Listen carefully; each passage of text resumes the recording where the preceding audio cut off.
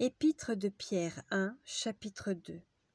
Rejetant donc toute malice et toute ruse, la dissimulation, l'envie et toute médisance, désirez, comme des enfants nouveau-nés, le lait spirituel et pur, afin que par lui vous croissiez pour le salut.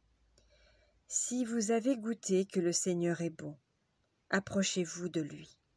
Pierre vivante, rejetée par les hommes, mais choisie et précieuse devant Dieu. Et vous-même, comme des pierres vivantes, édifiez-vous pour former une maison spirituelle, un saint sacerdoce, afin d'offrir des victimes spirituelles, agréables à Dieu, par Jésus-Christ. Car il est dit dans l'Écriture, « Voici je mets en Sion une pierre angulaire, choisie, précieuse, et celui qui croit en elle ne sera point confus.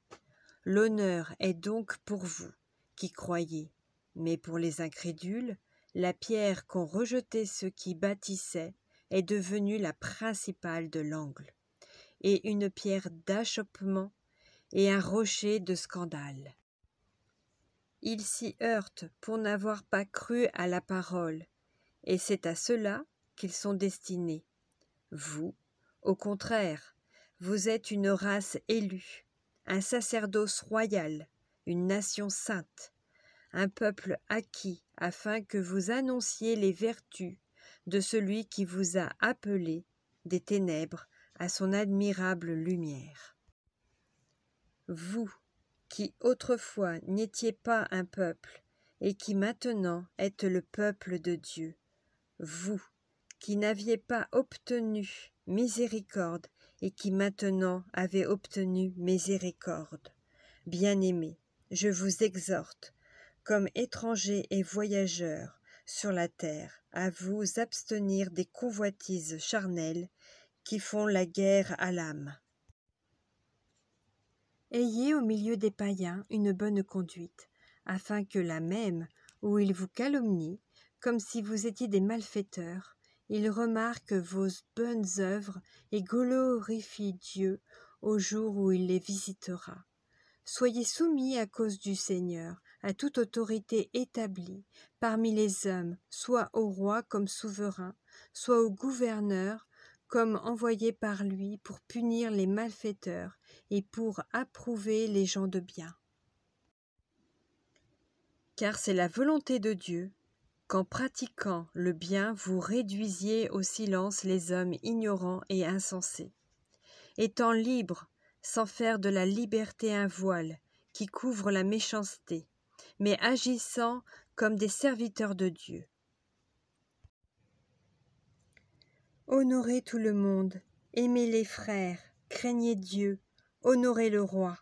Serviteurs, soyez soumis en toute crainte à vos maîtres, non seulement à ceux qui sont bons et doux, mais aussi à ceux qui sont d'un caractère difficile, car c'est une grâce que de supporter des afflictions par motif de conscience envers Dieu, quand on souffre injustement. En effet, quelle gloire y a-t-il à supporter de mauvais traitements pour avoir commis des fautes? Mais si vous supportez la souffrance lorsque vous faites ce qui est bien, c'est une grâce devant Dieu. Et c'est à cela que vous avez été appelés, parce que Christ aussi a souffert pour vous, vous laissant un exemple, afin que vous suiviez ses traces. Lui qui n'a point commis de péché, et dans la bouche duquel il ne s'est point trouvé de fraude. Lui qui, injurié, ne rendait point d'injures, maltraité, ne faisant point de menaces, mais s'en remettait à celui qui juge justement. Lui qui a porté lui-même nos péchés en son corps sur le bois, afin que, morts au péché, nous vivions pour la justice, lui, par les meurtrissures duquel vous avez été guéris.